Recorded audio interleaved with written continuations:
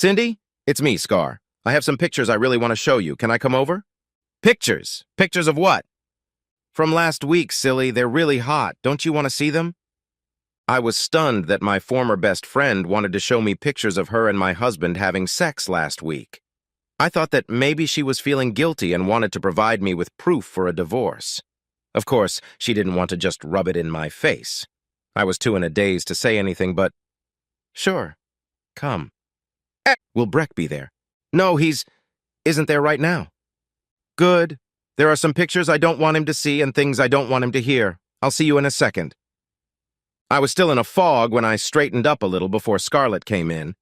She had asked for wine instead of coffee, even though it was a Saturday morning. The first thing I noticed was her tan. Her outfit exposed a lot of skin, but there were no tan lines anywhere to be seen. Her pictures were on a clipboard. She started with selfies of her and another girl on a tropical beach. "Who's that?" I asked. "That's my girlfriend Krista from college. She's a travel agent now. She's the one who organized the whole trip. I wouldn't have been able to afford it otherwise. 5 days in a 5-star hotel on a tropical beach, and men with bodies like you wouldn't believe. Girl, I got something to tell you. I'm still high, as you can probably tell." "So you haven't been there since last week? Was there anyone else you knew there besides Krista?" "No, why do you ask?" "Just wondering." "Oh, I get it. Cindy, I'm sorry I couldn't invite you too. Krista was only able to take one person and make her company pay for it. I have to write a review about the accommodations, food, entertainment, and so on. What I really want to write about, though, is SEX. It was amazing. They had a nudist beach. I swear the smallest one I saw was about 6 inches and as thick as a Coke can. You'll see. I have some private pictures as well as ones I can show in public." "So you've been out of the country for a whole week." "I already told you that." "What, did something happen while I was gone?" "Yeah, someone told me that Breck and you had sex last week at the Holiday Inn in Louisville. I kicked Breck out last night." "What, Cindy, how could you believe that? I flirt with him but no more than I do with the other men in our company. Why didn't you wait and check up on me? Gee, you better kiss some ass, girl. There's plenty of women who would grab onto him if he was available. Now that I think about it, I'm insulted that you think I can do that. I'm coming home." She left quickly, bursting into tears. My head was spinning. Shit! I really fucked up. That asshole George set me up. Damn him to hell.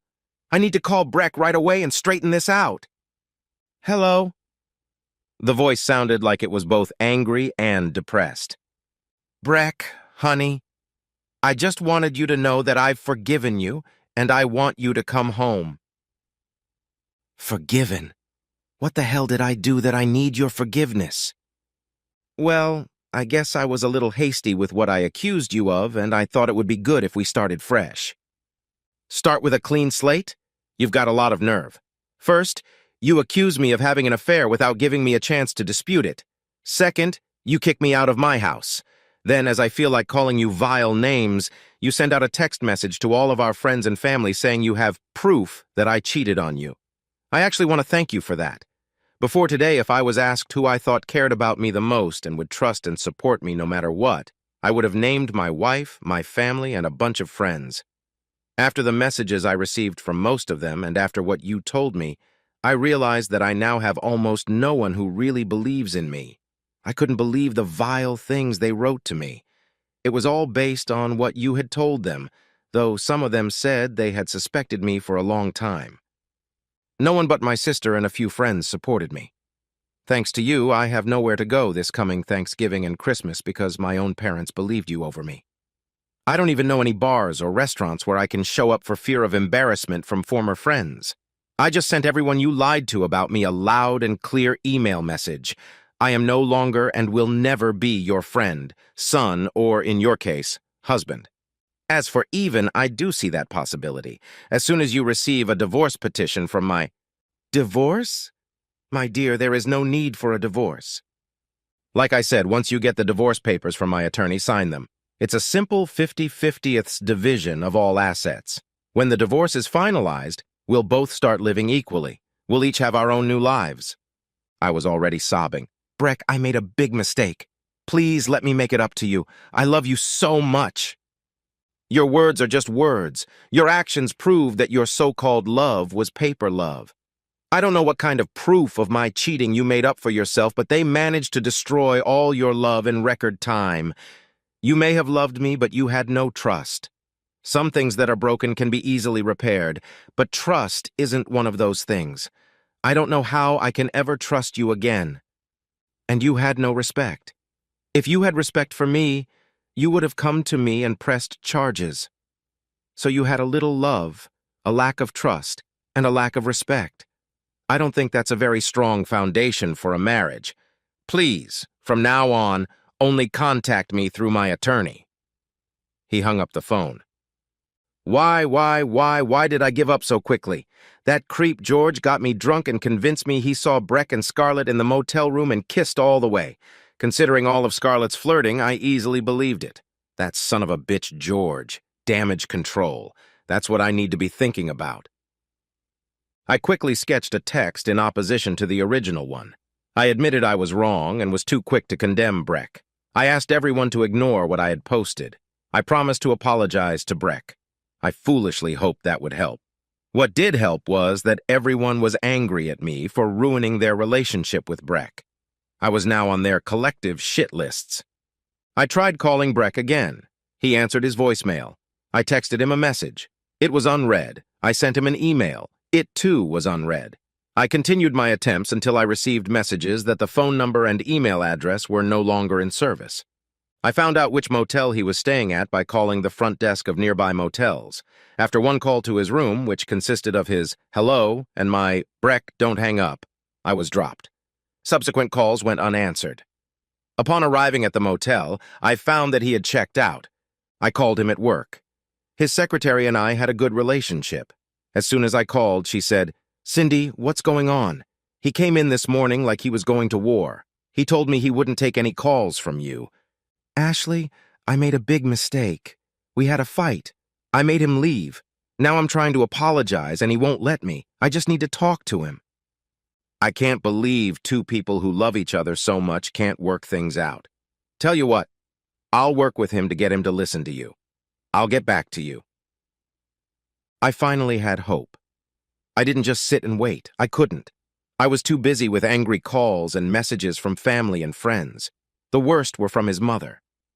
"I can't believe we thought you were telling the truth when you said you had proof of his cheating. We loved you like a daughter. Now we may have lost our only son. I hope there's a special place in hell for you. I may be risking my salvation by saying this, but this is how I feel." When the end of the day came and there was no call from Ashley, I called her back. She whispered, "I tried to talk to him. He bit my head off. He told me that if I mentioned my name one more time, he would fire me. I barely managed to keep him from putting a reprimand in my personnel file. Please don't call here again." A week after my visit with Scarlett, I was sitting at home. There was a knock on the door. I looked out and saw a familiar brown truck and a young man in a brown uniform. He was holding a package and a large notebook. "I have a package for Cindy Barnes." "I'm Cindy Barnes. I need you to sign, but the rules require that I see documentation that you are who you say you are." "I'm sorry, but those are the rules." I pulled out my purse and showed him my driver's license. After signing for the package, I heard the man say, "You've been served." He cheerfully walked over to the truck, removed the magnetic UPS tag, and laughed. I swear I heard him say, "I fool them every time." The situation was getting out of control. I had to do something else. I bought a full-page ad in the local paper where I admitted my false accusation and apologized as sincerely as I could. I begged Breck for forgiveness. I sent flowers to his office. I bought billboards begging him to forgive me for admitting my guilt. I wasn't sure what effect my efforts would have. Then I started receiving messages of sympathy and emails from former friends and many strangers. Apparently, I wasn't the only one who had falsely accused my spouse and suffered the consequences. Out of the blue, Breck called, "I'm giving to Cindy. Stop the ad campaign. I guess I won't rest until I sit down and talk to you. When can I come over?" It took me a moment to gather my wits and answer. "How about tomorrow night at 6 o'clock? Would you like to have dinner?" "Why don't I bring our favorite Thai food from the Smiling Elephant? Pad Thai with chicken and shrimp, right?" Level 3 hotness, not the lava level heat you like. "Hey, If your eyes don't water, your forehead doesn't sweat, and your nose doesn't leak, it's not good pad Thai food. He chuckled. I couldn't believe it. He called out, spoke excitedly. He's coming over! Shit. I should have been prepared. I may have one chance to save our marriage. It was the longest 24 hours of my life. I put on what I hoped was Breck's favorite dress. I made wine for dinner. Finally, he arrived at 6:02. The longest 2 minutes in history. My body jumped with fright when the doorbell rang. I flew to the door. It was Breck. I was about to chide him for deciding to ring the doorbell, but I wanted to keep things positive. We complimented each other on how we looked. Most importantly, he was smiling. He put the food on the table and I poured the wine. We started eating, trying to eat and talk at the same time. I was surprised that I was so hungry, but we both really liked Thai food. Because of the heat of the food, we drank more wine than usual. More wine than usual helped to lighten the atmosphere. I decided to cut to the chase. Breck, I was wrong, very wrong. I guess I didn't believe that someone as wonderful as you could love someone as flawed as me. I missed you very much while you were away on business. When they told me you were seen in a hotel room with Scarlett, I went crazy. I'm afraid the excessive amount of alcohol didn't help. I remembered how jealous I used to get when I saw Scarlett flirting with you. I forgot how she flirted with everyone, and she was my best friend. She wouldn't betray me. Most importantly, you wouldn't betray me. My greatest wish is that you give me a chance to atone for my sin. Do we have a chance? Cindy, I don't want to think about the pressure I was under in the first weeks after you accused me of cheating. It took quite a while to calm down. Your attempt to get me to forgive you and believe you were sorry really took effect. If you can prove to me that I can trust you... That damn doorbell rang. What a bad time. It rang and rang. I'll get rid of whoever it is. Don't move. I ran to the door. As I started to open the door, George burst in. Did he hurt you? Let me talk to the bastard. I yelled, What the hell are you doing here, George? Get out. My husband and I are having an important conversation. Get out, now. I thought you had broken up with that cheater. What lies did he use to get back into your heart? I'm the one you want. You told me so yourself. George, everything I said or did, I said when I was drunk. I'm begging you to leave before I call the police. Look, I know I lied about his affair with Scarlett, but he has other girls, I'm sure of it. What we had between us that night was special. We can build a new life on it. Breck spoke up. You're the one who told Cindy I was having an affair? You're the bastard.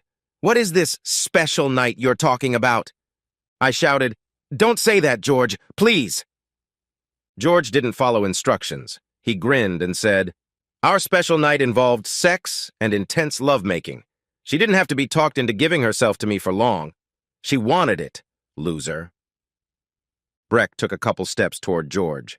George took a step toward Breck. George swung first. His fist seemed to bounce off Breck's chin. Breck's fist broke George's nose and knocked him to the floor. Since George looked the most hurt, I rushed over to him. This sent Breck into an even greater rage. I stood up to say something to Breck, and he hit me. I went down. I never, ever expected my husband to hit me. It was completely out of character for me. I didn't cry. I helped George to his feet. I stood in front of him and kicked him in the balls as hard as I could. Then I went to get a towel and ice for his nose. I didn't notice Breck calling the police and asking for an ambulance. Before the police arrived, neither of us said anything. Breck told them the whole truth about what had happened. I wanted to deny that Breck had hit me, but there was a red mark on me that indicated the truth. George said he wanted to press charges against both of us. Breck and I willingly went in the police car. George went to the emergency room in the ambulance. We were charged, bailed, and sent home. We took different cabs even though we were going to the same place. Upon arriving at our house, Breck drove off in his car. I went back to the beginning, trying to atone for another sin. I just couldn't give up without one more try. A good idea occurred to me. One day I showed up at Breck's workplace where there were about 50 friends and family members who were also hoping to redeem themselves. Some had signs apologizing or asking for forgiveness. I hoped the number of people would make a difference. Yes, can I help you? Ashley's greeting was curt but professional. Yes, we'd like to see Breck Barnes, please. To my horror, she replied, I'm sorry, he doesn't work here anymore. Maybe someone else can help you? Afraid to recover from the shock, I replied, you can direct us to someone who knows where he is. I'm not at liberty to divulge such information. I'll call Mr. Elliot. Mr. Elliot came out to meet us. He was not pleased to see us. So this is the Traitors Brigade? You bastards and bitches cost me one of my best employees. He left to get away from you. He needed to start a new life in a new place.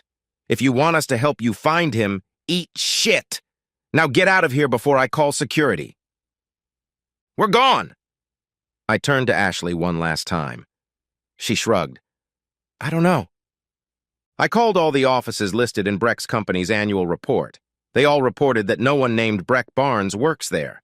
He had either moved on to a competitor or was contracted rather than hired, or had changed careers. He took half of our property and left me the house as stated in the divorce papers.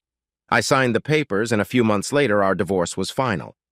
I considered using some of my money to hire a private investigator to find him. I waited, hoping I could come up with something that would make him forgive me and believe he could trust me.